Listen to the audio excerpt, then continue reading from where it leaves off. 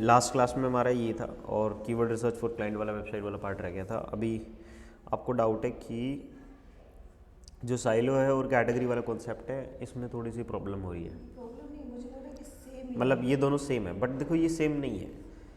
क्या है, देखो साइलो एक प्रोसेस है, ठीक है। कैटेगरी क्या है, कैटेगरी जब हम काम करेंगे तो हमें वो डिसीजन यहाँ पे लेना है कि क्या हम कैटेगरी बनाएं या नहीं बनाएं। फॉर एग्जांपल अगर मैं यहाँ पे कोई मैप ओपन करता हूँ या फिर इसी पे ही मैं आप लोगों को एक मैप बना के दिखाता हूँ, ठीक है। अब जैसे हम एक प्रॉब्लम में, प्रॉब्लम ये है कि मैंने बना लिया शूज़, ठीक है, और शूज़ के बाद मैंने ले लिया शूज़ फॉर मैन, मैन के बाद मैंने ले लिया नाइकी शूज़, और नाइकी शूज़ के अंडर में मैंने डाल दिया बैडमिंटन, बास्केटबॉल,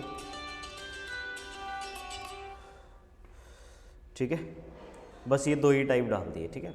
और फिर मैंने यहाँ पे डाल दिया इसके सब कैटेगरी में, ठीक है। और एडिडास के अंडर में ऐसे करते करते 5-6 पॉइंटर्स मेरे आ रहे हैं, ठीक है। अब क्या हो रहा है कि यहाँ पे एक और मैंने ले लिया और इसमें भी ऐसे 6-7 पॉइंटर्स मेरे आ गए, ठीक है। और अब इसमें यहाँ पे कोई था जिसमें कि ऐसे 2 पॉइंटर मेरे पास, 3 पॉइंटर मेरे पास आ गए, ठीक है।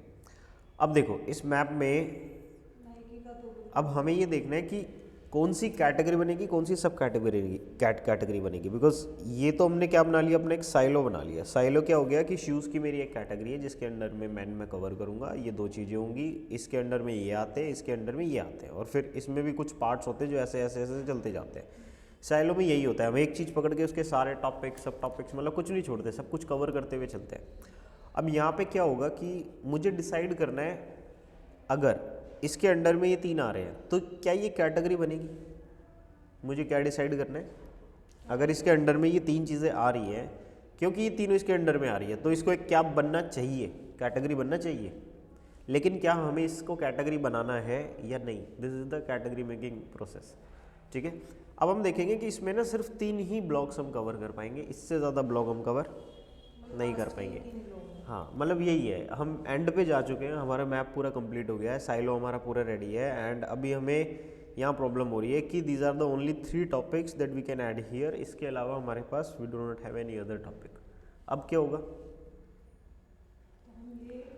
इसको हम कैटेगरी नहीं बनाएंगे, ठीक है। बिकॉज कैटेगरी जब आप बनाने जाते हो, दैट इज़ कि अगर आप बड़े साइलो पे काम करते हो वहाँ पे एटलीस्ट 15 ब्लॉक आपके लिए रिक्वायर्ड होते हैं। बट अगर आप किसी बिल्कुल माइक्रो निच के ऊपर काम करते हो, मतलब किसी एक ही चीज़ के ऊपर वेबसाइट बना रहे हो और वहाँ पे फिर साइलो क्रिएट करने का कोशिश कर रहे हो, तो एटलीस्ट आपके 5 blog 7 blog in a category mandatory है।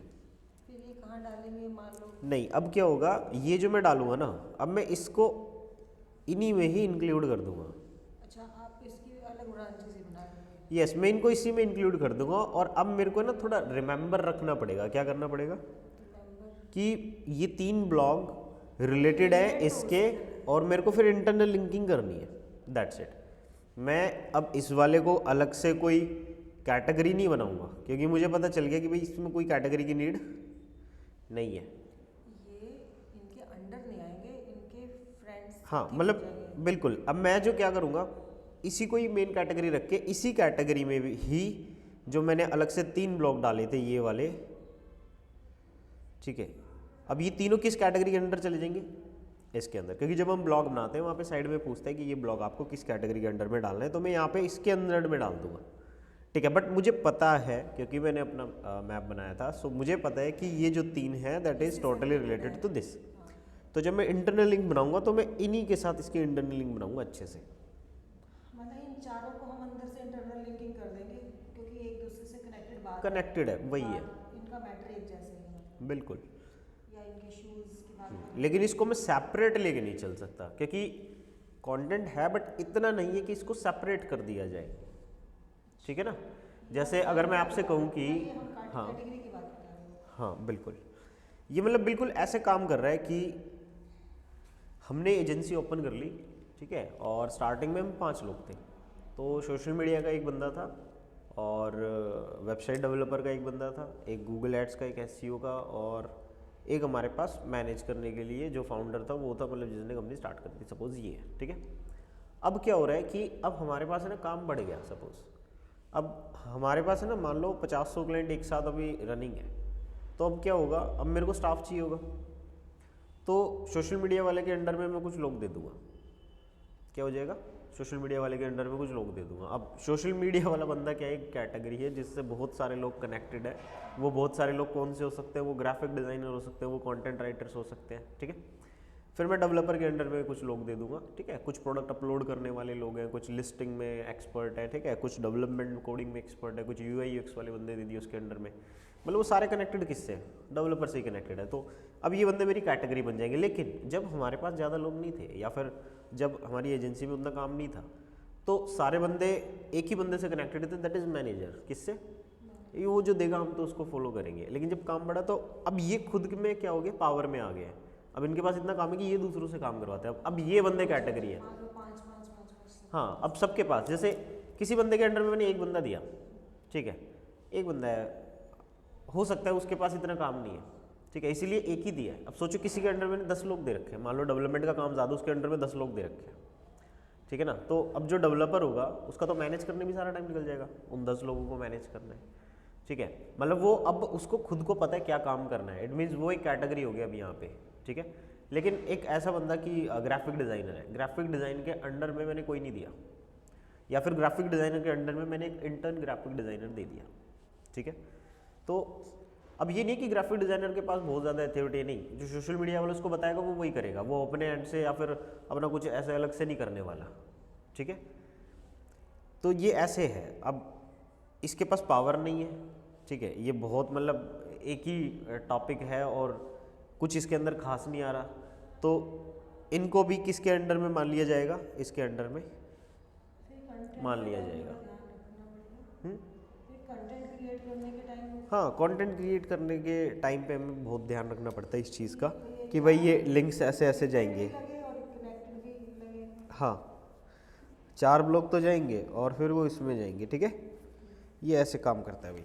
तो ये होता है कैटेगरी को मेंटेन करना। हमारे दिमाग में एक साइलो है। हाँ देखो, कीवर्ड थीमिंग क्या हो गया, बहुत सारे कीवर्ड्स थे और कीवर्ड्स को फिर मैंने फिल्टर आउट कर लिया कि भाई ये टाइप्स के हैं, ठीक है। तो आगे आने वाले, हाँ, बीच में आने वाले, मतलब फिर मैंने साइलो बना लिया अपना, ठीक है। साइलो के अंदर मैंने देखा कि भाई ये ऐसे ऐसे मेरा पैटर्न जाने वाला है, ठीक है।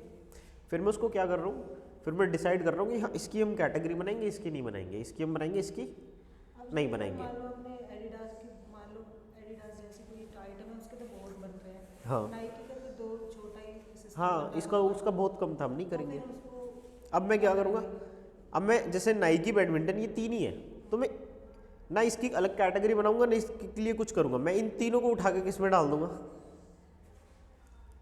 शूज़ में डाल दूंगा। किस में डाल दूंगा, क्योंकि 3 ही पॉइंट है ना।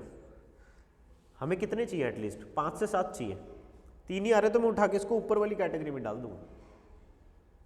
मतलब ऐसे ही चले जाएंगे, ये बास्केटबॉल वगैरह इसके साथ चले जाएंगे। हाँ, ये और ये तीनों के तीनों किस कैटेगरी के अंडर में चले जाएंगे, इसके अंडर में चले जाएंगे। हाँ, लेकिन यहाँ पे अगर मेरे पास सपोज ज़्यादा टॉपिक्स होते, अब नाइकी अपनी खुद की एक मेन कैटेगरी है, क्या है, फिर तो मेन हो गई। हाँ। बट अगर यहाँ पे है ही नहीं तो मान लो इतने ही है, 3 ही है, मेरी 5 की जो मिनिमम है वो भी फुलफिल नहीं हो रही, तो मैं उठा के क्या कर दूंगा, इन तीनों को जान दो इसके अंडर में, ख़त्म, ठीक है। फिर इतना सोचना ही नहीं है। जैसे मान लो उस दिन बात कर रहे थे, ये तो नाइकी एडिडास के मान लो सेम ही है, हाँ। लेकिन इसकी जगह अगर हमने एक कैटेगरी लीनिंग की लेनी होती तो उसकी वैरायटी सिर्फ स्पोर्ट्स की, स्पोर्ट्स में ही है, लीनिंग के सिर्फ स्पोर्ट्स में है। अब चाहे स्पोर्ट्स का मैं चाहे बास्केटबॉल बोल, मैं शूज़ ना कह के मैं टी शर्ट बोल दूँ, मैं क्रिकेट बैट बोल दूँ, मैं रैकेट बोल दूँ, बैडमिंटन का शटल बोल दूँ, ठीक है, तो वो सब के सब किसके अंडर में जाएंगे, मेन कैटेगरी लीनिंग में जाएंगे। लेकिन मैं कहूँ कि शटल में भी मेरे पास 10 टाइप की शटल है, तो मैं एक शटल की कैटेगरी बना दूंगा, लीनिंग के अंडर में शटल। टी शर्ट भी मेरे पास है ना 50 टाइप के हैं, round neck, full sleeve, half sleeve, collar, without collar, ठीक है। फिर कुछ फिटिंग वाले हो गए, ठीक है, जिम वालों के लिए, स्विमिंग वालों के लिए सेम उसमें। तो ये क्या हो जाएगा, फिर मैं उसकी भी कैटेगरी बना दूंगा कि हाँ हमारे पास ऑप्शन है, उसकी कैटेगरी। अगर किसी के पास वास्ट है तो उसकी तो फिर कैटेगरीज उसी तरह से बनेंगी, अगर वास्ट नहीं है तो उसको फिर मेन कैटेगरी में फिट कर दो। बिल्कुल, अगर नहीं है तो उसको ऊपर वाली में आप सेलेक्ट कर दो, इससे ना आपके लिए ईजी हो जाएगा। कंटेंट के हिसाब से उसको मेंटेन करो जैसे भी करो। बिल्कुल, जो बड़ी वेबसाइट्स होती हैं ना उनके पास बहुत कुछ होता है, तो वो क्या करते हैं उसको अपनी सब कैटेगरी में बनाते चले जाते हैं, इसलिए उनका मैप बहुत बढ़िया हो जाता है, बहुत लंबा चौड़ा हो जाता है, ठीक है। लेकिन जो छोटी वेबसाइट्स है जिनके पास नंबर ऑफ प्रोडक्ट्स उतने नहीं है, वैरायटीज़ उतनी नहीं है, उनके लिए प्रॉब्लम्स रहती है। हाँ, ई कॉमर्स में जैसे कोई परफ्यूम मैन्युफैक्चरिंग कंपनी है, ठीक है, अब पूरी कंपनी है भाई तो मे भी बहुत सारे हो जाए, ठीक है, लेकिन किसी ने क्या करा, कोई बंदा है जो कर तो क्लोथिंग का बिजनेस रहा है but still want to sell perfume, तो वो मार्केट में अपने 4 से 5 ही परफ्यूम अभी लेके आया है कि जस्ट वांट टू ट्राई चलेगा या नहीं।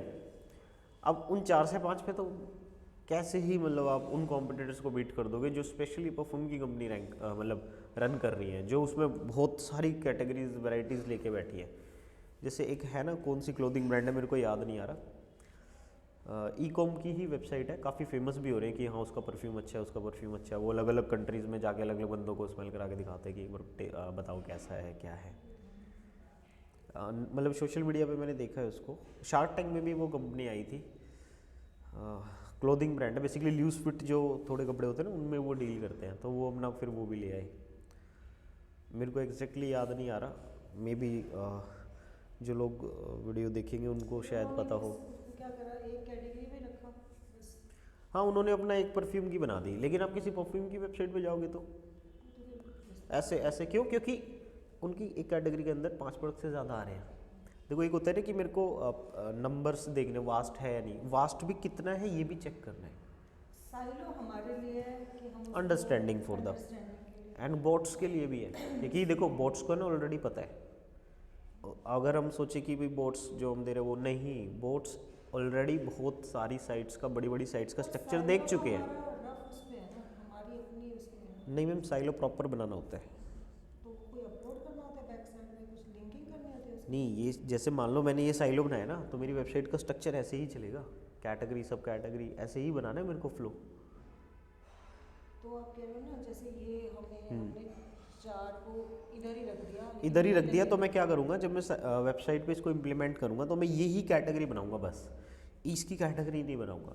ये कैटेगरी बना के छोड़ दूंगा और फिर इसको ना अपनी अंडरस्टैंडिंग के लिए रख लूँगा कि हाँ मुझे पता है ये किसके अंडर में जाएगा, इसके अंडर में। जब भी ऐसे किसी अंडर में जाएगा ना, मैं इसको ऐसे कर लूँगा जिगजैग कि हाँ इसमें मेरे को अलग से कैटेगरी नहीं बनानी, अंडर में ही है। बोट्स को कैसे पता चलेगा? उसको तो फिर यही दिखेगा ना। नहीं, बोट्स के लिए मैम पता है क्या हो जाएगा, मैंने अगर कैटेगरी बनाई है तो बोट्स है ना यहीं पे रुक जाएंगे। मैंने उसकी सब कैटेगरी ये नहीं बनाई तो बोट्स क्या लेना देना, मैंने जितना बनाया है बोट्स से उतना ही देखेंगे। बोट्स को पता है कि मेरी एक कैटेगरी है, फिर दूसरी है, फिर उस दूसरी के अंदर 2 चीज़ें आ रही हैं, इसके अंदर ये 3-4 चीज़ें आ रही हैं। साइलो मेरे लिए ज़्यादा है, फिर मेरी अंडरस्टैंडिंग के लिए ज़्यादा है। हमारी अंडरस्टैंडिंग के लिए एंड्स वाले पार्ट में, लेकिन जो ऊपर वाले मेन पार्ट्स होते हैं वो बोट्स के लिए है। वो तो हाँ, स्मूथ आ रहा है, उसमें कोई दिक्कत वो नहीं बोट्स है। के लिए है। वो तो बोट्स के लिए है, लेकिन वैसे वही तो मैं कह रही हूँ कि वो बोट्स के लिए जितना स्मूथ आ रहा है वो तो कैटेगरी वाइज वो चल रहा है। ये वैसे हर किसी के लिए स्मूथ है। जैसे यूज़र वेबसाइट में आ रहा है, मेन्यू देख रहा है, ठीक है, अब मेन्यू में वो देख रहा है अच्छा ये उसके लिए भी ईजी है, चीज़ें सामने रखी हुई है कि हाँ भाई इसके अंडर में एकदम क्लियर कट है, और हम काम कर रहे हैं हमारे लिए भी क्लियर कट है। बॉट्स जो कि ऑलरेडी हमारे सारे कॉम्पिटिटर्स को देख चुके हैं, उनको ऑलरेडी पता है कि क्या चलता है, ठीक है। देखो उनका इंटेलिजेंस इतना हो जाता है बहुत सारी क्रॉलिंग कर करके कि उनको ऑलरेडी नो होता है कि इस टाइप की चीज़ें ऑलरेडी अवेलेबल हैं, इस टाइप की चीज़ें अवेलेबल नहीं है, ठीक है। अब हम अगर ऐसे बनाते हैं कैटेगरी सब कैटेगरी, तो उनके पास और भी एग्जांपल्स है जिन्होंने बिल्कुल सब की सब भी बना रखी है, मतलब बहुत ज़्यादा डिटेल में दे रखा है। कुछ ऐसी है जिन्होंने बिल्कुल मेन में ही ख़त्म कर रखा है, तो उनको आधे से ज़्यादा चीज़ें ऑलरेडी पता है। अगर हम वहाँ पे मिस्टेक करते हैं तो रैंकिंग में उसका देखने को मिलता है कि वेबसाइट में परफॉर्मेंस अच्छी नहीं मिलती। बोर्ड्स तो मालूम है कि ये साइलो के हिसाब से तो ऐसा जा रहा था, पर इन्होंने इंटरनल लिंकिंग से ऐसे कर दिया है क्योंकि अंडरस्टूड हो गए हैं वो। तो एक तरह फिर इसमें कनेक्ट कर रहे हो रैंकिंग की बात आप? रैंकिंग की बात क्या चीज़? नहीं, अभी आपने कहा ना कि उससे रैंकिंग में फर्क पड़ जाता है। मैम फ़र्क ये पड़ जाता है कि देखो गूगल नहीं चाहता कभी भी कुछ गलत दिखाए, ठीक है। सपोज़ मेरे को कोई SEO का मैप दिखा रहा है, ये गलत है अगर ऐसे हमने लिंकिंग कर दी कैटेगरीज को? नहीं मैम ऐसे ही काम करना होता है।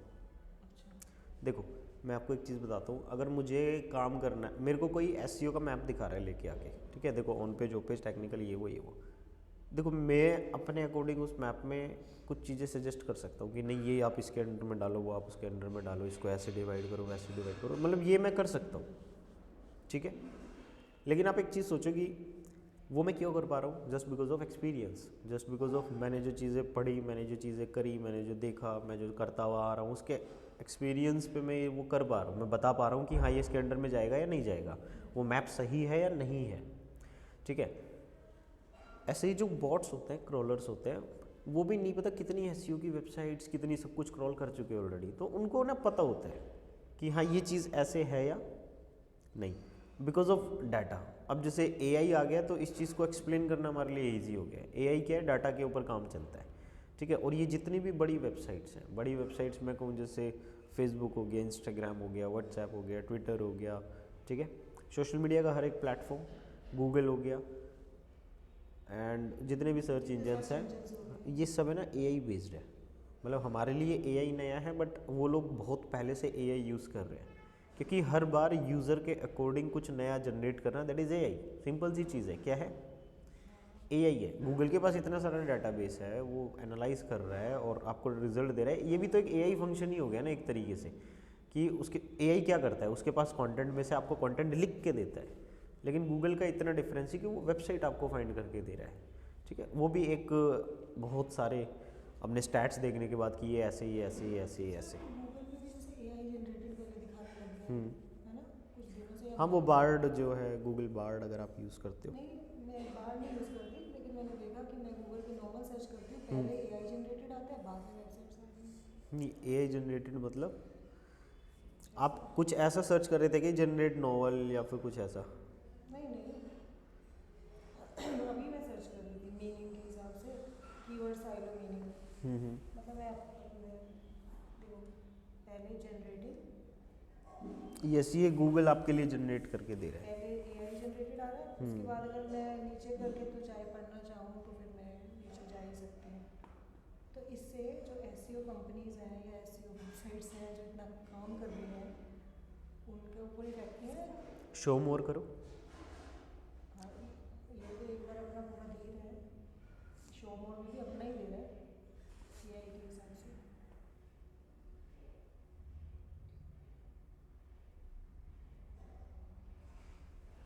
जो भी कंटेंट है वो किसी न किसी वेबसाइट से उठाया गया है और गूगल उनको मेंशन करता है।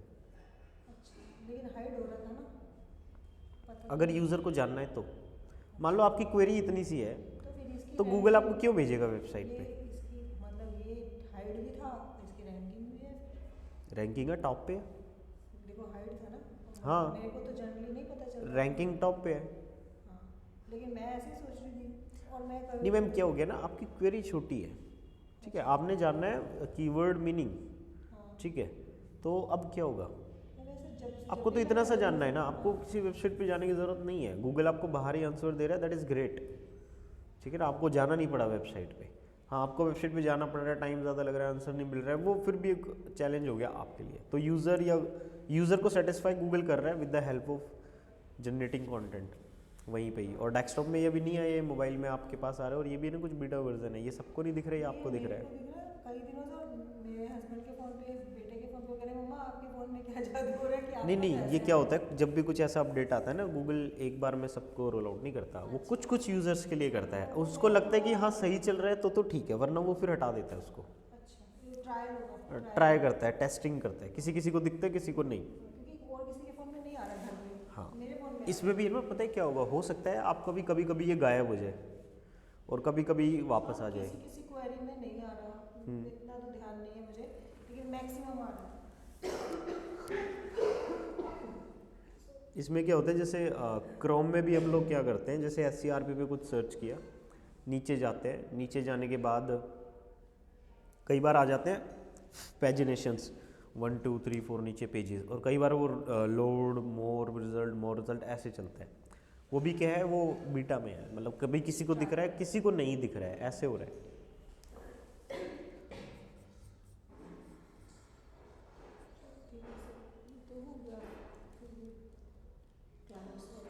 ठीक है, अब ये देखो भाई, keyword research for client website. अगर आपको कोई कह दे कि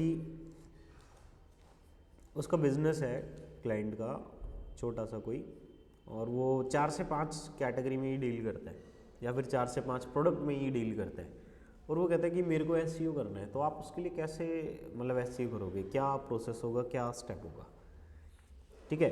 और उसका एसईओ फिर किस तरीके से हम लेके चलेंगे, क्योंकि मान लो अगर किसी की वेबसाइट पे ही कुल 15-20 पेजेस हैं, आपने सबको ऑप्टिमाइज कर दिया, उसके बाद के एसईओ ख़त्म हो जाएगा उसके लिए, मतलब हमने उसका सारा पेज ऑप्टिमाइज कर दिए, लोग तो डालते रहना, अब हम क्या करेंगे उसमें। पोस्ट वगैरह तो अच्छा, ब्लॉग हम डालते रहेंगे जो कि कभी भी स्टॉप हमारे नहीं होंगे, ठीक है।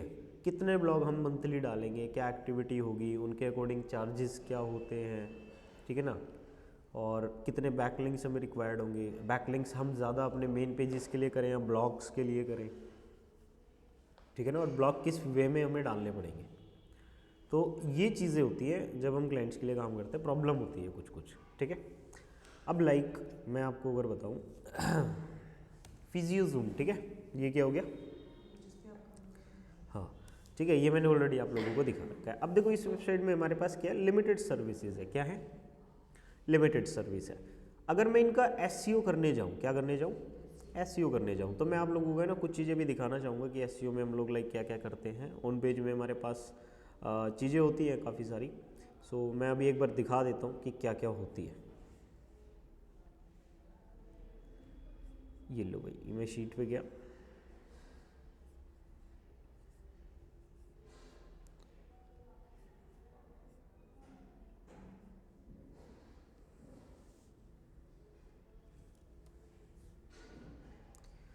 ऑल एसईओ एक्टिविटीज़, ठीक है।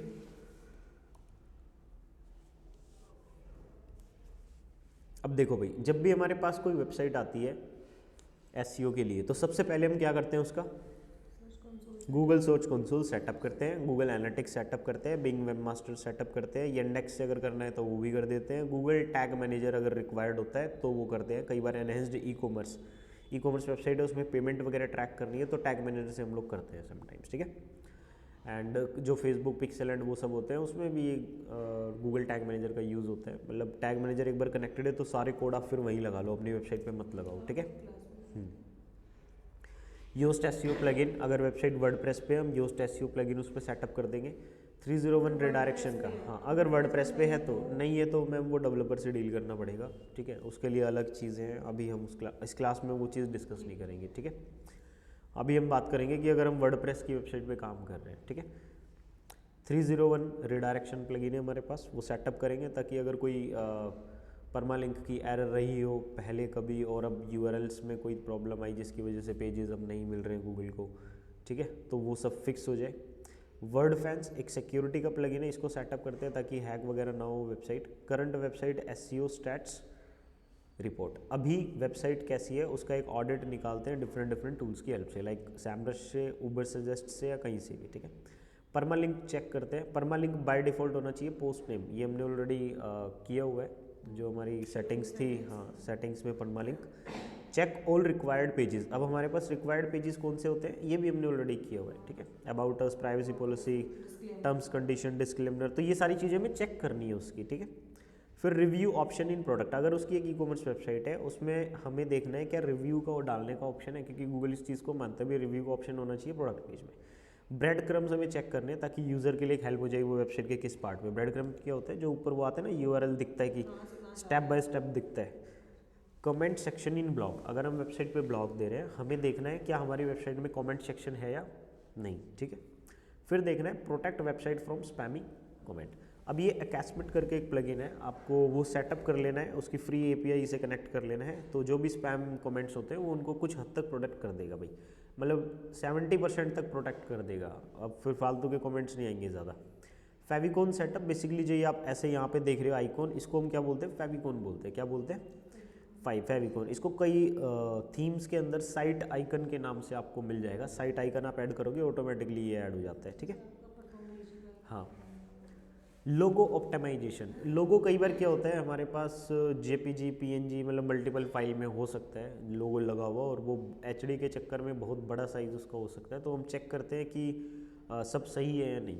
सबसे पहले उसकी ओल्ड टेक्स्ट चेक करेंगे, साइज़ चेक करेंगे, और अगर साइज़ ज़्यादा है तो फिर उसको क्या कर देंगे, कंप्रेस कर देंगे। मतलब लोगो कितना होता है, देखो ये है, अब इसका साइज़ कितना होगा, मैं कहता हूँ इसका साइज़ होगा, हाइट वाइज हो गया हमारे पास 100 पिक्सल और विड्थ वाइज हो गया हमारे पास 50 पिक्सल, ठीक है।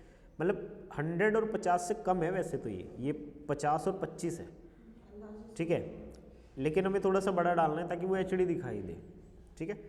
तो ये इस तरीके से हम इसको डाल देंगे। कितना MB का ठीक रहता है कि जो बाकी भी दिखे? MB KB का हिसाब नहीं होता, रेजोल्यूशन का होता है, पिक्सल्स का होता है, कितने बाय कितने का है, ठीक है। और क्लैरिटी होनी चाहिए उसके अंदर। 200 अब नहीं 512 गूगल के अकॉर्डिंग तो 512 गुना 512 नहीं 256 भी बनता है वो 256 गुना 256 कितना, हाँ 256 इंटू 256 मतलब ये है। अब बट अगर इसकी जैसे विड्थ कम है तो ये 256 से कम ही जाएगा, लेकिन हाइट या विड्थ दोनों में से कोई भी एक कितनी होनी चाहिए, 256 होनी चाहिए, ठीक है। फिर हमारे पास आता है header and footer optimization. Header and footer optimization से क्या लेना देना है? हेडर में हम चेक करते हैं कि कैटेगरी सब सही है या नहीं है। फुटर हम चेक करते हैं कि भाई दिखने में सही है या नहीं, फुटर के अंदर कॉपीराइट वाली लाइन डाली है या नहीं डाली, ठीक है, पेमेंट के लिए। लिंक्स भी तो होते हैं अगले पेज के अगले फोटो में। हाँ वो बहुत सारे लिंक्स होते हैं, उनको चेक करना होता है। ऑप्टिमाइजेशन में मेन चीज़ होती है कि नीचे हम कॉपीराइट की लाइन चेक करें वो हमारे पास है या नहीं, और अगर कोई नीचे सब्सक्राइब न्यूज़लेटर या कॉन्टैक्ट के लिए कोई फॉर्म लगाया गया है वो वर्किंग है या नहीं। फिर जितने भी लिंक्स लगे हुए हैं, क्योंकि कस्टम लिंक लगाए जाते हैं कई बार, तो मे भी उसमें चांसेस होते हैं लिंक बिगड़ जाते हैं समटाइम्स लिंक, ठीक है, काम नहीं करता है। तो वो सारे चेक करते हैं भी क्लिक कर करके ओपन कर करके पेजेस को कि वो काम कर रहे हैं नहीं कर रहे हैं। और फुटर के अंदर जो चीज़ें हमने मेन्यू में मेंशन नहीं करी, like privacy policy, terms condition, disclaimer, ये हम फुटर में फिर मेंशन करते हैं अगर हम उसको ऊपर हेडर में मेंशन नहीं कर सकते तो, ठीक है। हाँ नॉर्मली नहीं करते लोग, सब फुटर में ही डालते हैं। तो ये क्या होता है, हमारी वेबसाइट का एक वन टाइम सेटअप होता है। Google search console, analytics, webmaster, Yandex, tag manager, Yoast SEO 301, redirection, Wordfence for the security. तो पहले मैं यही सारी चीज़ें करूँगा, ठीक है। और इसमें ना हमें देखना होता है कि how much time I will take to do all of this stuff, ठीक है। अब मेरे को जितना टाइम लगेगा मैं उसको कर दूंगा, अदरवाइज क्या मैं एक डेडलाइन दे दूंगा कि सर इतने टाइम बाद ही अब इसको क्या करेंगे, अगले स्टेप को प्रोसीड करेंगे। एक हफ्ते का टाइम मैं ले लेता हूँ। मैम देखो मेरी तो प्रैक्टिस है, मैं अगर ये सब करने बैठूंगा तो मैं तो 1-1.5 घंटे में निपटा दूंगा, ठीक है। बट पता है क्या चीज़ है ना, टाइम टेकिंग होती है। अगर वही चीज़ ऑफिस में जो स्टाफ है हमारा वो बैठ के करता है तो उसको टाइम लगता है करने में, because of on going other projects भी होते हैं।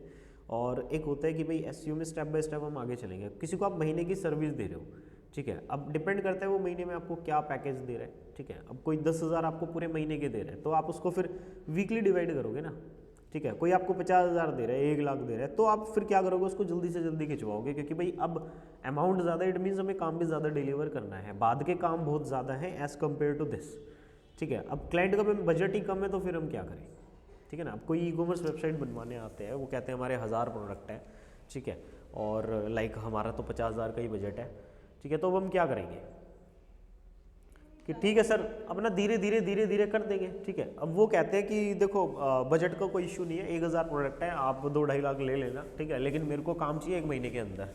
तो चाहे दूसरा काम छोड़ के करना पड़े, लेकिन वो काम अब प्रायोरिटी पे थोड़ा सा टिका के करना पड़ेगा। वैसे अपने हिसाब से भी ये टाइम कंज्यूमिंग नहीं है अगर प्रैक्टिस करें। इसमें पता है क्या, मैं 2 घंटे में कर दूंगा, ठीक है, लेकिन जैसे योस्ट है, अब योस्ट में वो लिंक वगैरह लगाने पड़ते हैं, ठीक है।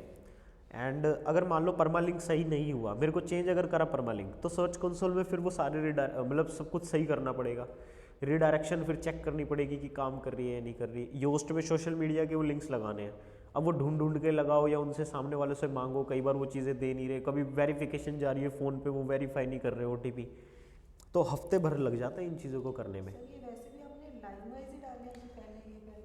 नहीं मैम ऐसा कुछ नहीं है, these are the activities basically कि ये चीज़ें हमें वन टाइम सेटअप में देखनी होती है। बिल्कुल लाइन वाइज नहीं है कि स्टेप बाय स्टेप ऐसे ही होगा, बट मैंने कोशिश करी है कि ये चारों जैसे कनेक्शन वाले चीज़ हैं इनको डाल दिया, फिर सारे प्लगइन्स हो गए इनको डाल दिया, ठीक है। ऑडिट वाला रिपोर्ट अलग ही बीच में आ रहा है, चेकिंग वाला फिर हो गया, फिर ये कुछ थीम कस्टमाइजेशन सेटिंग्स वो सब हो गया, ठीक है, लोगो ऑप्टिमाइजेशन, फिर लास्ट में हेडर एंड फुटर हो गया। तो मैंने अपने अकॉर्डिंग इनको डाल रखा है।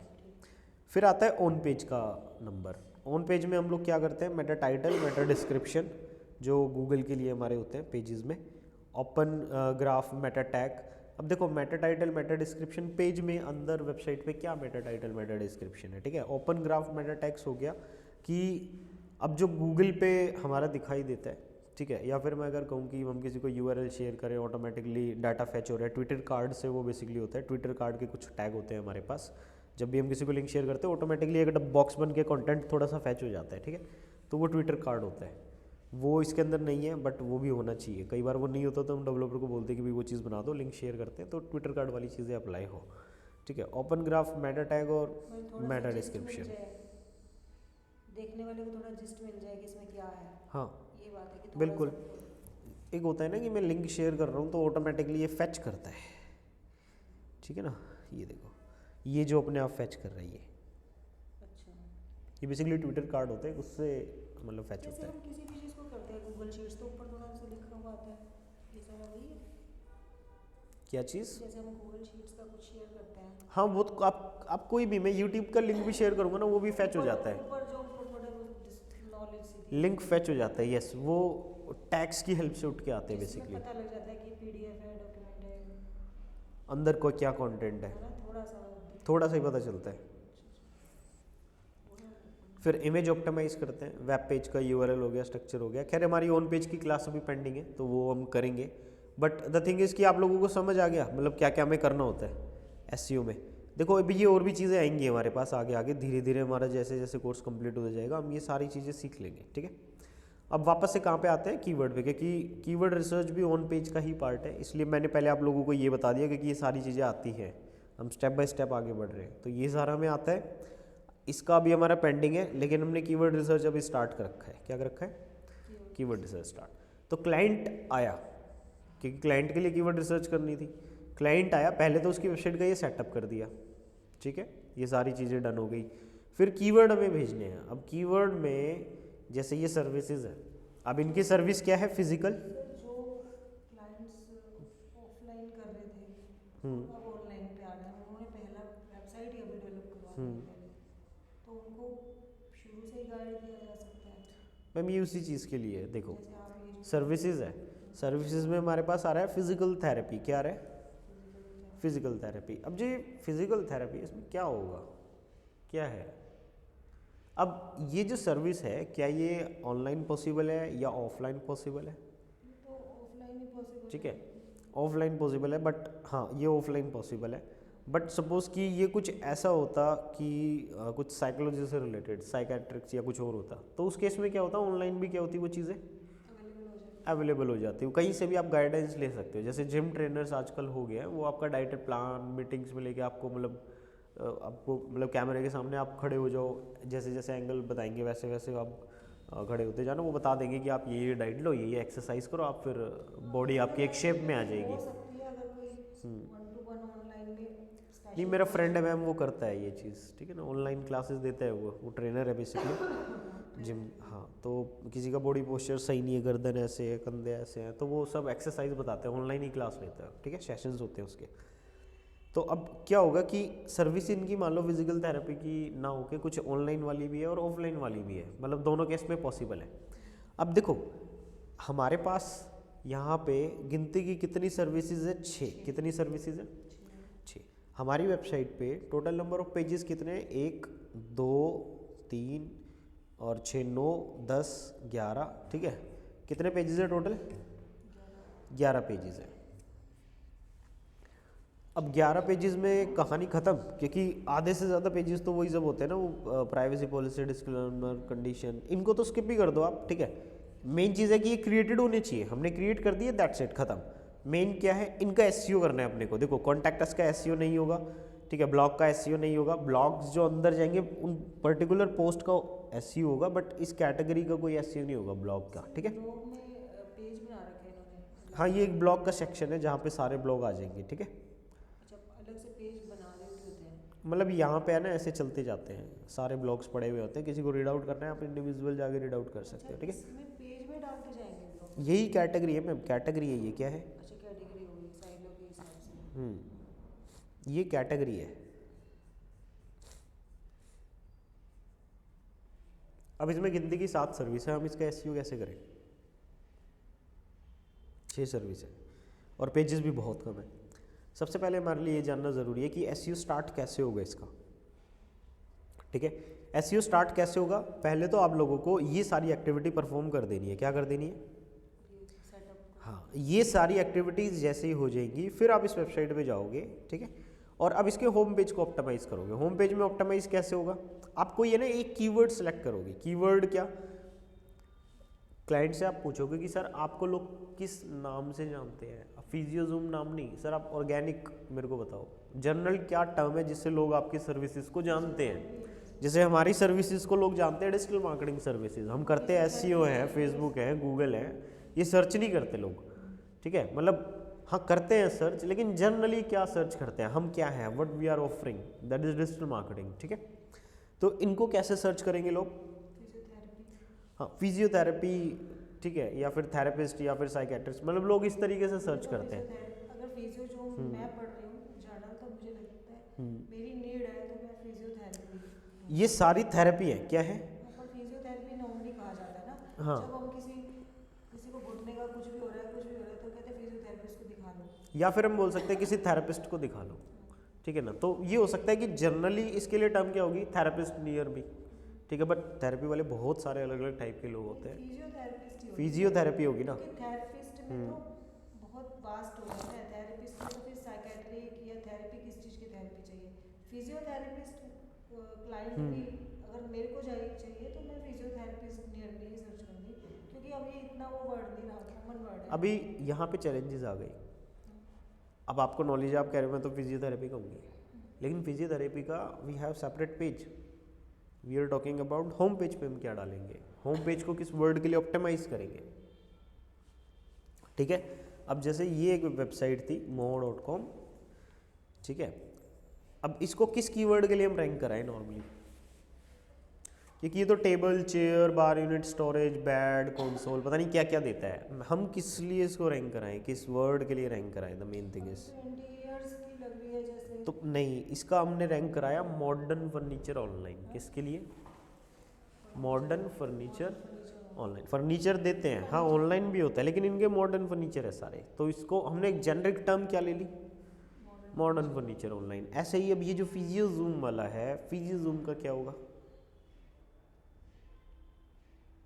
सर अपनी नॉलेज के हिसाब से क्लाइंट सोचता है, मेरे तो अब दिमाग देखो में ये जो आया क्वेश्चन है ना, कि ये जो क्वेश्चन है, हाँ, ये आप नहीं इसका आंसर पता लगाओगे, अच्छा क्लाइंट, ये आप क्लाइंट से ही पूछोगे, क्या पूछोगे, आपको ये क्लाइंट क्या बता रहा है आपके हिसाब से, इनके हिसाब से क्या वर्ड बता रहे हैं, इनके हिसाब से ना ये कह रहे हैं कि होम पेज है ना हमें सिर्फ प्रेजेंटेबल बनाना है, ठीक है, हमारी क्या है, हमारी ना जो सर्विसेज होती है ना, लोग उन्हीं के लिए डायरेक्ट सर्च करते हैं, हमारा कोई जनरल टर्म नहीं है, ठीक है, मतलब आप ऐसे मान लो आपको फीवर हो रहा है, ठीक है, और या फिर आपको कोई और कुछ हो रहा है, तो आप ये सर्च हर चीज़ के लिए डॉक्टर सर्च नहीं करोगे गूगल पे, सर आप प्रेजेंटेबल बनाओगे, वो तो वो पार्ट हो गया डेवलपमेंट का या सुंदर दिखने का, तो इसमें एसईओ कैसे होगा, होम पेज का मैम इस केस में एसईओ पॉसिबल नहीं है, वैसे तो इनको फिजियोथेरेपिस्ट के हिसाब से कराना चाहिए, अगर इनका ऑफलाइन कुछ बिजनेस है, ठीक है ना, तो क्या होगा, लोकल एसईओ के लिए हम इसके होम पेज पे काम करते हैं, ठीक है, वहाँ पे फिर हम इसकी जितनी भी सर्विसेज हैं, क्या है, जितनी भी सर्विसेज हैं, इन सब में नियर मी वाला कॉन्सेप्ट घुसाने की कोशिश करते हैं, इनमें इस पेज में कुछ ऐसी चीज़ें डालते हैं कि एरिया का नाम डाल दिया, जगह का नाम डाल दिया, अब क्या होगा, कोई सर्च करता है फिजियोथेरेपी नियर मी, ये नियर मी, वो नियर मी, तो हर बार इनका होम पेज रैंक होने के चांसेस है, क्या है, होम पेज रैंक होने के चांसेस है, ये होता है। डाला है सर इसमें डाला है, इसमें मैम इसका है ना अभी एसईओ स्टार्ट नहीं हुआ है, अच्छा नहीं, ठीक है, हाँ अभी वेबसाइट अंडर प्रोसेस से ही है, उन्होंने चेंजेस बताने हैं हमें, बहुत सारे चेंजेस हैं, ठीक है, तो अभी होगी मीटिंग, बट होम पेज में हम इसमें ज़्यादा कुछ नहीं कर सकते, इसमें या तो इनके क्लिनिक का नेम हो गया, ठीक है, कायरोप्रैक्टिस होती है या जो भी, मेरे को भी जो टर्म्स पता है, कायरोप्रैक्टिस होती है, या और जो इनकी थेरेपीज, इनकी तो कम ही है, 6 बताइए, लेकिन कप थेरेपी है, निडल थेरेपी है, हम कभी जाते हैं वहाँ पे तो उनको उनको किस नाम से जानते हैं, देखो सर्विसेज तो बहुत देते हैं, लेकिन हमें सारी नहीं पता होती, लेकिन इनके सेंटर्स का नाम फिजियोथेरेपी ही होता है, फिजियोथेरेपी होता है ना, गुरुद्वारे में बस यही हो गया, फिजियोथेरेपी होती है, इसका वहाँ होम पे पेज कप भी थेरेपी अब होती उसी के है, लिए रैंक करेगा, कप थेरेपी होती है, निडल थेरेपी होती है, जो सो एंड सो मुझे नाम नहीं याद है, जितनी भी मशीन्स हैं उनकी थेरेपी होती है, तो पर हमारा जो अप्रोच होता है, हम ये कहते हैं फिजियोथेरेपी के पास जा रहे हैं, चाहे यहाँ है, प्रशांत विहार में इधर भी है, तो उनका मेन वो है फिजियोथेरेपी, लेकिन अंदर they have various types of मतलब Services they are providing, yes. Providing services like cup therapy है, नीडल थेरेपी है, एक्यूपंक्चर है, फलाना ढिमकाना, कायरोप्रैक्टिस है, ये करा रहे हैं वो, हाँ बट जी। The word is physiotherapy. मैं भी अपनी डॉटर को वही यही चीज़ कहती है, chiropractic जनरल के- टर्म इज़ फिजियोथेरेपी। कायरोप्रैक्टिस के लिए तो जो भी हम क्लिनिक था आरजी इधर डीसी चौक पे, तो वो फिजियोथेरेपिस्ट है, लेकिन दे ही इज ऑफरिंग मतलब कायरोप्रैक्टिस भी करता है वो। तो मतलब मुझे ऐसा लगता है कि physiotherapy is the main word, then these things come under this. और इनकी सर्विसेज तो अगर इन्होंने 6 में कर रखी है तो इनको बारीक बारीक वेज में और डाल देनी चाहिए। हाँ, वो धीरे धीरे आएंगी, अभी तो जस्ट स्टार्टिंग है तो चीज़ें और ऐड ऑन होंगी। क्योंकि अब इनको नेम देना पड़ेगा, कप थेरेपी होती है, निडल थेरेपी होती है, एक्यूपेंचर, और ये सब फिजियोथेरेपिस्ट वाले आजकल कवर कर रहे हैं। यस, कवर कर रहे हैं, बट इन्होंने ना थोड़ा कॉन्सेप्ट चेंज करा है, मतलब ये ऑफलाइन ना होके ये सिर्फ ऑनलाइन कर रहे हैं, मतलब इनका केस अलग है, बट जैसे अभी हमने डिस्कस करा कि क्या चल रहा है जनरली, तो वो पॉसिबल है। हाँ, वो तो इनकी आगे हाँ, मतलब वो वैसे ही जाएगा जैसे अभी हम डिस्कस कर रहे हैं कि होम पेज को हम जनरली किस टर्म के लिए रैंक कराएंगे, फिजियोथेरेपी के लिए। जो अभी लोग हैं ना, एक मिडिल मैन, मिडिल क्लास जो लोग सर्च कर रहे हैं, वो इस लेवल तक तो पहुंच गए, फिजियोथेरेपी वो जानते हैं। हाँ, लेकिन उनको अंडर का नहीं पता। यस, वो तो एक बार एंटर करने के बाद ही पता चलता है। और वो आपको गाइड करते हैं कि ये होता है, ये होता है, ये होता या है। कप थेरेपी होती है, जो बहुत एजुकेटेड है, चलो सर्च मार मार के उनको पता है। जिन्होंने करवा रखा है पहले से, पता है। या फिर किसी ने नॉन में बता दिया तो पता है। 50% पता है इन चीज़ों में, लेकिन जनरली इतना तो पता है, ये फिजियोथेरेपी वालों का तो ये हड्डियों वालों ने दिमाग में घुसा रखा है, क्योंकि जिस भी ऑर्थोपेडिक्स के पास जाओगे, डॉक्टर के पास जाओगे, उसने एक बार बोला ये तुम्हारी दवाइयाँ, ये प्रिस्क्रिप्शन है और फिजियोथेरेपी करा लेना। इवन जो हमारे घर के बड़े बुजुर्ग हैं, उनके दिमाग में भी फिट है फिजियोथेरेपी। कहा है कि घुटने का ये इलाज है, तो इसके बाद फिजियोथेरेपी करा लेना। तो this is the word, very simple word I think, जिसके लिए ऐसे होना चाहिए। अब सपोज ये ऑफलाइन सर्विसेज दे रहे होते, अभी ये नहीं दे रहे हैं, ठीक है, तो इन्होंने क्या बोला, सिर्फ आप होम पेज को एक प्रेजेंटेबल बना दो, हम मल्टीपल सर्विस दे रहे हैं। नहीं, ये चेंज होगा मैम, ये सर्विसेज चेंज होगी अभी। हाँ, ये हमने बना दी थी अपने एंड से, ठीक है, जस्ट एक की वेबसाइट की फर्स्ट लुक हमें देनी थी वेबसाइट की, फिर उन्होंने बोला कि इसमें से सिर्फ 1 या 2 ही सर्विस है जो हम ऑनलाइन दे पाएंगे, बाकी सारी ये वैसी है, हम इनमें से कुछ नहीं दे सकते। तो ये सारी सर्विसेज चेंज होंगी, जो ऑनलाइन में होगा सिर्फ वही है। अगर ये ट्रेन कर रहे हैं, this is like an institute, they are training, yoga trainer जैसे होते हैं, तो इनको तो एक वो डालना पड़ेगा कि online session for this type of training, online session वो सब होगा, हाँ, ऐसे ही होगा। मतलब मैं अगर ये, क्योंकि ये फील्ड ऐसा है, दिस इज मेनली मतलब this can work only offline, क्योंकि इसमें तो पेशेंट की नीड है ना, या जिसकी भी नीड। नहीं मैम, ऑनलाइन भी चलता है, इनके पास ऑलरेडी कुछ क्लाइंट्स हैं and they are not interested in India, ये बाहर ही टारगेट करने वाले हैं। होता है कि चलो they don't have any offline store या ऑफलाइन मतलब क्लिनिक, तो उनके पास एक वो होते हैं सम सॉर्ट पीपल, एक लोग हैं करने वाले ट्रेंड, तो ये चलो इस तरह से कि एट होम सर्विसेज दे रहे हैं, भेज देंगे 1 घंटे के लिए, हम भेज देंगे 1 घंटे, वो भी चलो आजकल के टाइम में बहुत बेनिफिशियल है, क्योंकि मान लो कब थेरेपी कोई नहीं जा पा रहा, नहीं जाना चाहता, तो अगर ये इनकी एक टीम हो, ट्रेंड बंदे करे हो, नहीं मैम, इनका ऑनलाइन है, ठीक है, मतलब इनका ऑनलाइन है। और अब देखो, अगर कोई ऑफलाइन होता, सपोज ये कोई ऑफलाइन है, ठीक है, मान लो ये हमारा यहीं पे कोई लोकल है, अब इसके लिए जो होम पेज का कीवर्ड क्या हो जाता, फिजियोथेरेपी इन प्रशांत विहार, इसका लोकल कीवर्ड जिस पे हमें एसईओ में रैंकिंग चाहिए, वो क्या हो गया, फिजियोथेरेपी इन प्रशांत विहार, ठीक है। अगर मैं चाहता हूँ कि नहीं थोड़ी सी ऑडियंस बड़ी हो जाए, तो मैं क्या करूँगा, फिजियोथेरेपी नियर पीतमपुरा, ठीक है, मतलब थोड़ा इसको ब्रॉड करने का मैं ट्राई करूंगा। अब थोड़ा और इसको ब्रॉड करना है, मैं देता हूँ सर्विस, मतलब मेरा तो पूरी दिल्ली में चलता है, तो मैं क्या कर दूंगा, फिजियोथेरेपिस्ट इन दिल्ली, ठीक है, इन रोहिणी, ये थोड़ा मैंने क्या कर दिया, इस चीज़ को ब्रॉड कर दिया, ठीक है। अब जितना ब्रॉड मेरे को चाहिए होगा, मैं पूछूंगा क्लाइंट भाई सर्विसेज आपकी कहाँ पे है, फिर तो ये तो वर्ल्ड वाइड ही लेके चल सकते हैं, ठीक है। बट अभी हम क्या डिस्कस कर रहे हैं, अगर ये ऑफलाइन कुछ होता तो क्या होता, इसका होम पेज का कीवर्ड क्या हो जाता, फिजियोथेरेपी इन रोहिणी या फिर इन प्रशांत विहार, ये इनका मेन कीवर्ड हो जाता है यहाँ के लिए। फिर एक एक जो सर्विसेज हैं, जो ये वाली, इन सब के लिए मेरे कीवर्ड्स क्या हो जाते, लाइक मसाज थेरेपी इन प्रशांत विहार, ये वाली चीज़ इन प्रशांत विहार, इन प्रशांत विहार, इन पीतमपुरा, मतलब जो भी मेरे को डालना है, जिस भी एरिया को मैं पकड़ूंगा मैं सारे पेजेस को फिर उन्हीं के अकॉर्डिंग लेके चलूँगा, ठीक है। और फिर उन पे सर्च वॉल्यूम चेक करूँगा कि भाई कितना सर्च वॉल्यूम है। और क्या होगा कि सपोज़ सब पे ना 50-50 का सर्च वॉल्यूम, मैं एक एवरेज लेके चल रहा हूँ, ऐसे पॉसिबल नहीं है कि सब पे 50 को, बट एक एवरेज ले लेते हैं। तो 6 सर्विस है हमारे पास, 300 का सर्च वॉल्यूम है, कितना हो गया 300 का सर्च वॉल्यूम। कॉम्पिटिटर रिसर्च मैंने कर ली according to Ubersuggest, easy के अंदर सारे कीवर्ड्स मेरे आ रहे हैं, ठीक है। तो क्या होगा, देखो जब हम गूगल पे रैंक करते हैं तो अगर फर्स्ट पोजीशन भी आ रही है, फर्स्ट पोजीशन में हमारे पास 25 से लेके 40% तक का CTR होता है। CTR क्या हो गया, क्लिक थ्रू रेट, ठीक है। Suppose if 100 people coming to, if 100 people searching for the services, उसमें से हमारी वेबसाइट पे क्लिक कितने करेंगे, सिर्फ 25 से 40 लोग। अगर हम फर्स्ट पे रैंक कर रहे हैं तो, क्योंकि भाई नीचे भी तो लोग जाते हैं ना, ये थोड़ी है कि हम फर्स्ट पे कर रहे हैं तो सब कुछ हमारा ही हो गया, अब नहीं, नीचे भी लोग जाते हैं। तो जब 100 लोग सर्च करते हैं तो 25 से 40 लोग ही हमारी फर्स्ट रिजल्ट पे क्लिक करेंगे सपोज, ठीक है। इट मीन्स 300 लोग अगर सर्च करते हैं इन अ मंथ, 300 में से 25 to 40%, यानी मैं कह सकता हूँ कि 60 से 100 लोग मेरी वेबसाइट पे आ सकते हैं, ठीक है। तो 60 to 100 पीपल अगर मेरी वेबसाइट पे आ रहे हैं, फिर आते हैं कन्वर्जन रेट। क्या आ गया, कन्वर्जन रेट। कन्वर्जन रेट में क्या होता है, अगर इंटेंशनली लोग वो चीज़ ग्रैब करना चाहते हैं, इट मीन्स कन्वर्जन जो है वो हाई है। वो तो फॉर्म भर के बिल्कुल, लीड आ गई आपके, तो मतलब वो सर्च कर रहे हैं उस चीज़ को, it means they need this. तो अब क्या होगा, कन्वर्जन रेट हाई होगा।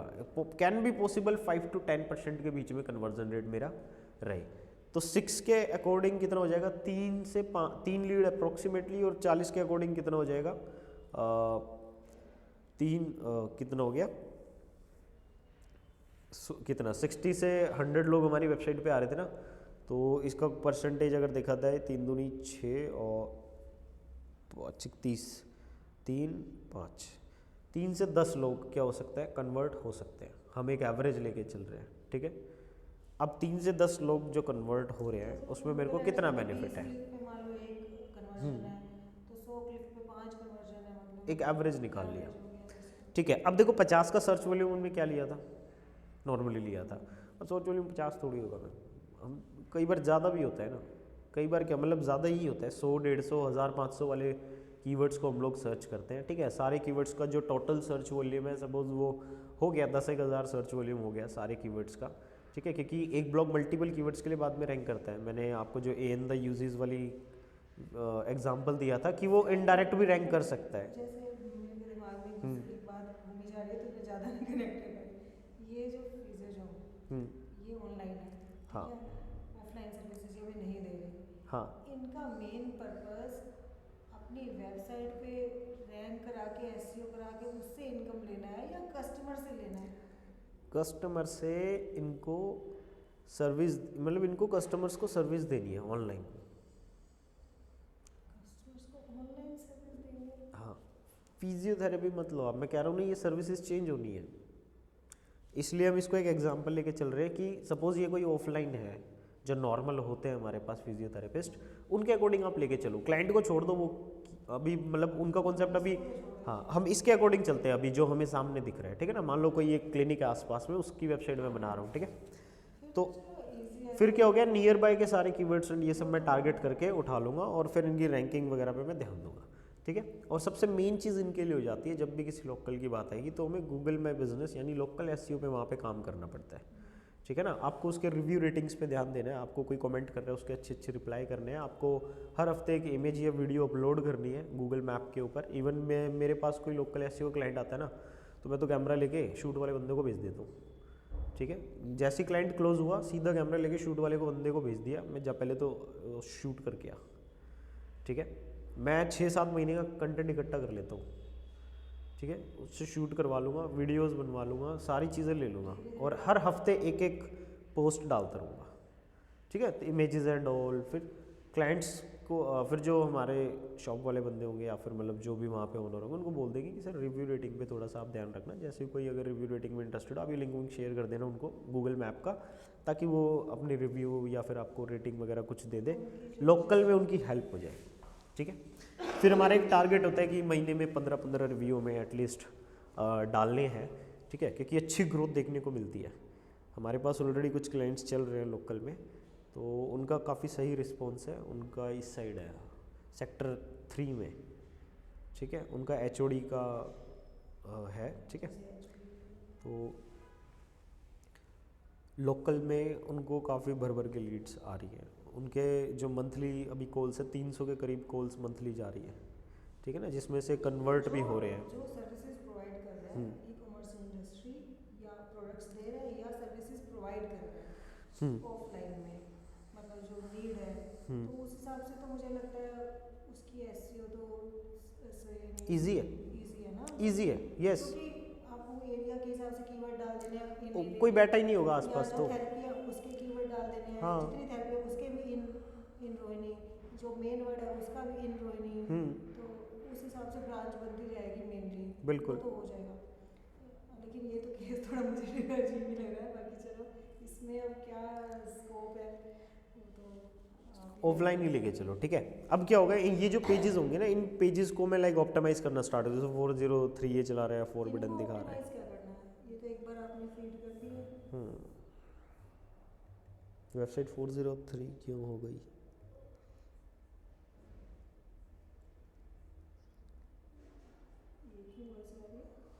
वेबसाइट अभी बंद होगी एकदम से, कुछ दिक्कत आ गई होगी बैकएंड पे।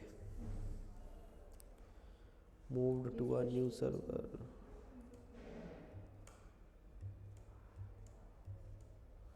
छोड़ो।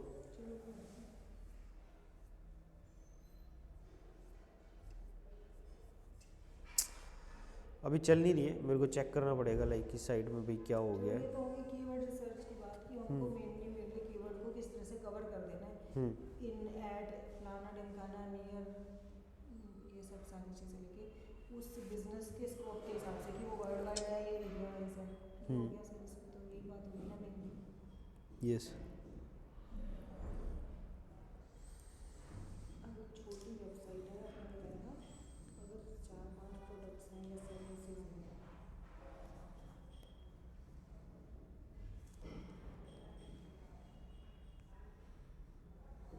ये तो सर्विसेज का हो गया नियर मी, ये वो। फिर प्रोडक्ट्स के हिसाब से कोई वेबसाइट है तो प्रोडक्ट के अकॉर्डिंग आपको वर्ड्स फाइंड करने पड़ेंगे फिर, ठीक है, और कैटेगरी पे ही रैंकिंग लेनी पड़ेगी। प्रोडक्ट की जो यूएसपी होंगी ना, उन पॉइंटर्स को रख के आपको सेल करना पड़ेगा। जैसे आपके पास वो कुकर वाला था, क्लियर वाला, अब वो तो प्रोडक्ट ही है, तो उसके हिसाब से आप कैसे उसमें मैम थोड़ा सा डीप जाना पड़ेगा फिर, कि जैसे 5 लीटर का प्रेशर कुकर है, एल्यूमिनियम, ठीक है, विद इनर लिड, तो मेरे को ऐसे लंबे लंबे कीवर्ड्स पे काम करना पड़ेगा।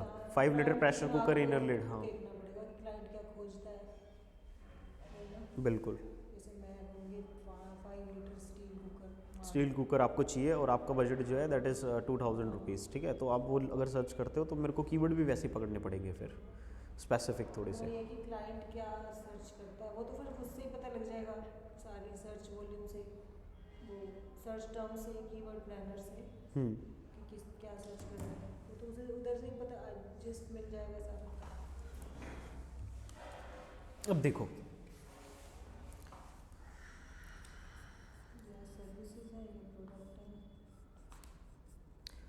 जब वो कॉन्सेप्ट हमारा क्लियर हो जाएगा कीवर्ड्स वाला, मतलब क्लाइंट्स ही आपको मेन चीज़ें देते हैं वैसे तो, वो आपको कॉम्पिटिटर्स वगैरह भी सब देंगे। फिर हम कॉम्पिटिटर की वेबसाइट को एनालाइज करते हैं, वहाँ से कुछ कीवर्ड के आइडिया जनरेट करते हैं और उनको डालते हैं, ठीक है, अपनी लिस्ट के अंदर। तो गिनती के है ना, हमें 5 से 10 कीवर्ड पे वीकली काम कर, मतलब मंथली काम करना होता है, ठीक है।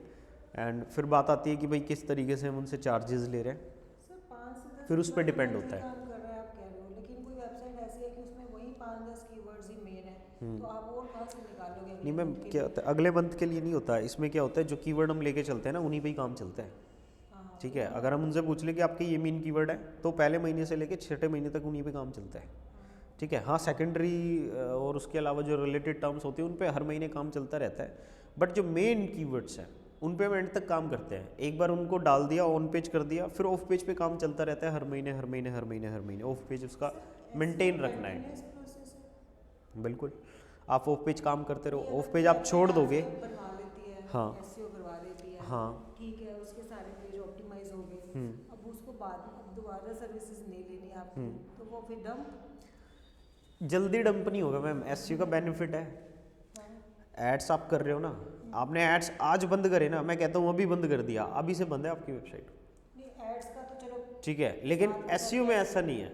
अच्छा। अगर कोई मेरे से सर्विस लेता है एसईओ की और 3-6 महीने लगे उसने काम कराया और उसके बाद वो कहता है कि ठीक है अब तो डन हो गया, ठीक है, अब क्विट करते हैं, तो मैम चलती है वेबसाइट, ऐसा नहीं उसकी डम हो जाएगी वेबसाइट, अगर बहुत अच्छा एसईओ हुआ हुआ है चलेगी वेबसाइट, बिल्कुल वो तब तक चलेगी जब तक कि कोई दूसरा बंदा उससे बेटर कर नहीं देता, अच्छा, हाँ भी इसमें स्कोप है, तब बचे तक रहने का। चलेगी। अगर कोई आया जो उससे बेटर कर गया तो फिर गई वेबसाइट। मैं यही सोच रही थी ना, जो बड़ी कंपनीज है या जो भी कंपनीज है वेबसाइट्स हैं, तो उनके लिए इन हाउस होते हैं continuous process ही रहता मैम, है। इन हाउस बंदे बैठे हैं, हाँ, वो तो फिर जो बड़ी जो कंपनीज हैं MNC इन हाउस बंदे हैं उनके, SEO हाँ हर चीज़ का इन हाउस बंदा है, वो कंटिन्यू रखते हैं, वो ब्रेक नहीं करते कभी भी, उनको पता है ब्रेक होती दिक्कत हो जाएगी, जैसे ही कोई मार्केट में दूसरा बंदा आ गया वो बीट कर देगा। और याद रखना कि अगर आप एक बार बीट होगे ना तो दोबारा से जंग लड़नी पड़ जाएगी आपको फिर रैंकिंग में दोबारा से टाइम लग सकता है अगर आप बीट हो जाते हो तो। जो नॉर्मल क्लाइंट होता है, जो आपके पास भी आता होगा, जो नॉर्मल मिडिल क्लास क्लाइंट आ रहे हैं वेबसाइट लेके, भतेरे ऐसे ही आते हैं, लोकल वाले सारे ऐसे हैं। तो वो तो यही सोचता है ना कि एक बार हमने कराना है, चलो एक बार पैसा भरना है। नहीं, हम तो पहले ही बता देते हैं कि देखो लॉन्ग टर्म में महीने की सर्विस चलती जाएगी, ये मतलब चलता रहेगा, ये नहीं रुकेगा, ठीक है। हाँ लेकिन आपको हर महीने बिजनेस भी आएगा, जब तक चल रहा है आपको बिजनेस आएगा। शुरू के 3 महीने एक्सपेक्ट मत करना हमारे से, ठीक है, लेकिन उसके बाद हम आपको बिजनेस देना स्टार्ट कर देंगे। अब वो उसकी विलिंग है। अब वो करना चाहे तो लोकल से मैम बहुत बेनिफिट हुआ है कई लोगों को, ठीक है, पर कई बार ये भी हो जाता है लोकल वालों को बहुत बेनिफिट होता एक है। लिमिट तक अगर ऐसे से वो अगर फेमस हो गया तो फिर थोड़ा वो एक तरह से एक लोकल लेवल पे ब्रांड की तरह हो गया तो मैम लोकल से ही होता है वो, हाँ। लोकल से वो होता है, और असल में लोकल वालों को ही फ़ायदा है, जो वैसे बंदे हैं ना जो ऑनलाइन ही करते हैं उनको लॉस है। मतलब ये कि जैसे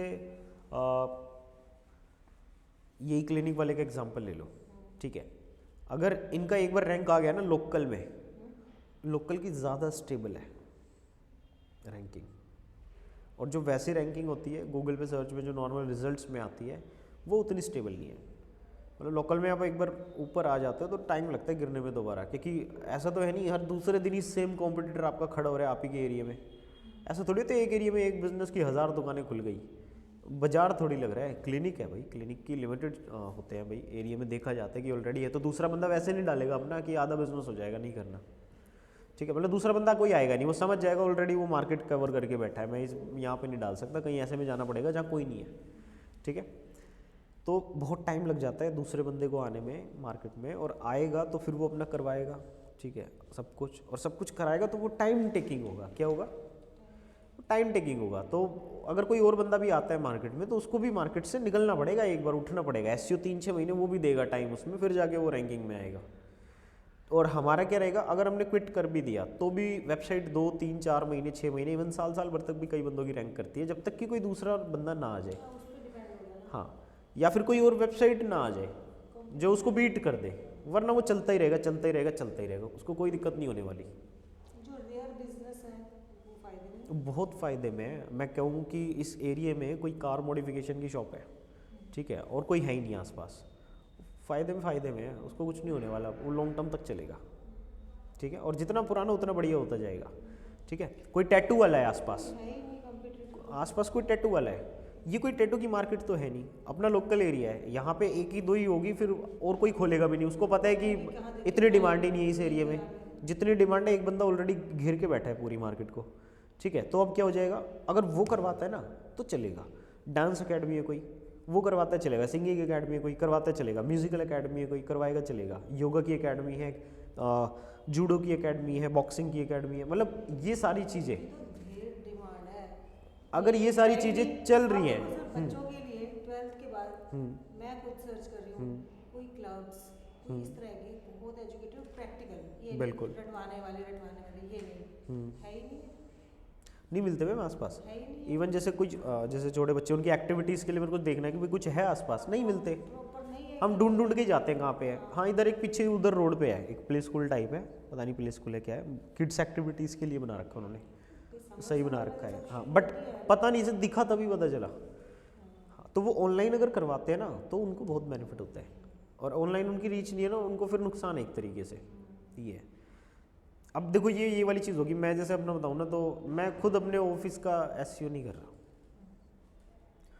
ठीक है, मतलब मेरे को ज़रूरत ही नहीं पड़ रही, अब समझ रहे हो, मेरे को फ़िलहाल ज़रूरत नहीं पड़ रही, मेरा काम अभी चल रहा है, ठीक है ना, रेफरेंसेस हो गए, अदर चीज़ें होगी, तो मेरा काम अभी चल रहा है, मेरे को कुछ ज़रूरत नहीं पड़ रही, ठीक है। लेकिन जैसे कोई और बंदा है अदर बिजनेसेस में तो वो करता है तो उसके लिए बेनिफिट है। लेकिन करना चाहिए सर आपको अपनी कंपनी का। हाँ मैम करना चाहिए, लेकिन हमारी लाइन में ना लोकल बंदा आपको ज़्यादा पे नहीं करता, इसलिए मैं नहीं कर रहा, मेरे को करना भी नहीं है। यहाँ पे 5-10 हज़ार वाले लोग भरे पड़े हैं, ठीक है, जो रेफरेंसेस आते हैं हमारे पास वो बाहर के रेफरेंसेस होते हैं मोस्टली, तो उसमें मज़ा आता है मैम काम करने में, उनका बजट होता है कि वो ढंग का दे दे। यहाँ लोकल में तो एसईओ को समझ ही नहीं आता लोगों नहीं, को। आप लोकल में नहीं करोगे लोग, पर यह है कि दिल्ली के लेवल में कॉम्पिटिटर्स बढ़ जाते हैं। बड़े हाँ लेवल पे दिल्ली के लेवल नहीं, हम दिल्ली के लेवल पे कर सकते हैं, क्योंकि पूरी दिल्ली में सिर्फ एसईओ की एजेंसी कितनी होंगी, हाँ तो फिर उस लेवल पे तो आप कर ही सकते हो। उस लेवल पे कर सकते हैं। लेकिन अब क्या है, हम पूरी मार्केटिंग की सर्विस दे रहे हैं, हम सिर्फ एसईओ की नहीं दे रहे। अगर सिर्फ एसईओ पे करेंगे तो दिल्ली के अंदर खेल सकते हैं, वैसे तो कर ही सकते हैं। हाँ कर सकते हैं, लेकिन जो बंदे बैठे हैं ना ऑलरेडी एसईओ के, जो इस चीज़ पे काम कर रहे हैं, उन्होंने इतना कंपटीशन क्रिएट कर दिया है हद से ज़्यादा। उस दिन एक लास्ट क्लास में एक दो जो एसईओ के ही वो दिखा रखे थे कंपनीज अच्छी अच्छी। हाँ मैम वो बहुत ही नेक्स्ट लेवल काम कर रखा है उन्होंने, उनके पास टीम है, हम कह सकते हैं कि बैकलिंक्स की बहुत सारे लोगों को बैठा के बैठे हैं वो, टीम तो छोटे से मतलब हम अगर करवाने भी जाते हैं ना तो उसमें एक्सपेंस हो जाएगा तगड़े वाला, कंटेंट का, पब्लिशिंग का, लिंक्स क्रिएशन का एक्सपेंस है वहाँ पे। उतना तो हम गूगल एड्स रन करके, फेसबुक एड्स रन करके उतने के क्लाइंट्स उठा सकते हैं, ठीक है। इवन यहाँ के क्लाइंट्स नहीं, ढंग के क्लाइंट उठा सकते हैं। लोकली जाना ही क्यों है अगर लोकली में आपको कोई बजट देने वाला बंदा नहीं है तो, ठीक है। अब कोई मान लो डांस एकेडमी है, उसका अब मार्केटिंग का पूरा पैकेज कितने का पड़ेगा सोचो, अगर सब ढंग से लेके चलना है ना, मरे से मरा 80 से 90 हज़ार का पड़ेगा उसको फर्स्ट टाइम, जो फर्स्ट मंथ की उसकी कॉस्ट होगी, फिर उसका महीना चलेगा 25 to 30,000, ठीक है। इतना वो कर रहा होगा, वहाँ से बिजनेस आ रहा होगा उस चीज़ को, इतना नहीं आ रहा होगा, ठीक है। तो कुछ ऐसा हो जो डॉलर्स में आपको पे कर रहे हैं, उनको उतना फ़र्क नहीं पड़ेगा, यहाँ पे आपको बेनिफिट हो जाएगा। छोटे लेवल वालों के लिए तो फिर इतना बेनिफिशियल नहीं मैम छोटे वालों को बेनिफिट होगा, लेकिन उसका ना वो एजेंसी भी ऐसे ढूंढनी पड़ेगी जो उसका 15-20 हज़ार में काम कर दे, ये होता है, बंदे ऐसे ढूंढने पड़ेंगे। हमने भी करा है मैम एक टाइम पे, ठीक है, अभी भी करते हैं। अगर कोई रेफरेंस आता है भाई जान पहचान में, जो पुराने किसी क्लाइंट ने रेफ़र करा है, मना नहीं कर पा रहे हैं, होता है आज भी। हेलो, मैं अभी ऊपर हूँ नहीं, मैं कॉल कर देता हूँ एक बार। कीवर्ड रिसर्च में ये होगा कि प्रोडक्ट्स के हिसाब से नीड और बिजनेस के हिसाब से, सर्विसेज के हिसाब से लोकल से लेके ब्रॉडर जाते जाना है, यही हो गया। ब्रॉड से लेके डीप जाते जाना है, हाँ मतलब वो तो उस क्लाइंट की माइक्रो करते जाना है। नीड के हिसाब से आप कितना कहाँ तक जा सकते हो उसको ही देखना है ना, उस हिसाब से भी। सर मेन कीवर्ड्स को ही ऑप्टिमाइज करते रहना पड़ता है या कंटेंट में और भी कीवर्ड्स को उठा सकते हैं? मैम अगर कंपटीशन चेंज होता है तो चेंज करना पड़ता है कंटेंट भी। अब जैसे ये है विजुअल वाला, इसका कोई कॉम्पिटिटर होगा, अब इसका कॉम्पिटिटर भी कोई ऑनलाइन ही दे रहा होगा, मान लो जैसे आप कह रहे कि ये ऑनलाइन ही दे रहा है, तो फिर वही बात है, यहाँ तो खैर पता लग ही जाएगा कि उसका क्या कीवर्ड्स के हिसाब से चल रहा है। एक बार मोटर चेक कर लेना बाहर चल रही है नहीं। हाँ ठीक है, ठीक है, ठीक है, चलो फिर ओके देन। आज का सेशन अभी एंड कर रहे हैं, ठीक है। हाँ कीवर्ड्स एंड ये सब ऑन पेज की क्लासेस होंगी आगे, अब तब समझ आएंगी और चीज़ें, ठीक है। ठीक है, क्योंकि वो जो हमारी लिस्ट थी उसमें ऑन पेज में अभी हम आएंगे, फिर टेक्निकल में जाएंगे। On page, of page, technical. Sir जो आपने वो सारे प्लगइन इंस्टॉल करा दिए थे वर्ड फैंसी वो ऐसे लग रहा है कि थोड़ी टिपिकल है, मतलब पता नहीं करने लगेंगे तो करेंगे। करवाया तो था मैंने। आपने तो करा दिए। अरे मैं प्लगइन ही तो है। प्लगइन पे जाओ, अब इंस्टॉल कर लो, जब फ़ोन में ऐप डाला है वैसे ही प्लगइन हो गए। मैनेजर वाला था काफ़ी, उसमें था ना कोड्स उठा उठा के इधर से उधर ले जाना, उधर से उधर ले जाना, मतलब उसमें करते रहना कि उसमें भी कुछ एरर्स वगैरह तो नहीं आते हैं ये वो? नहीं, बहुत कम एरर आते हैं क्योंकि वो प्लगइन अप टू डेट रहते हैं। मतलब सबसे ज़्यादा यूज़ होने वाले प्लगइन है वो, जो हर किसी वेबसाइट में होते हैं। तो प्लगइन वाले भी थोड़ा सीरियस है क्योंकि उनके यूज़र्स ज़्यादा हैं, एरर्स बहुत कम आते हैं। मतलब हेलो।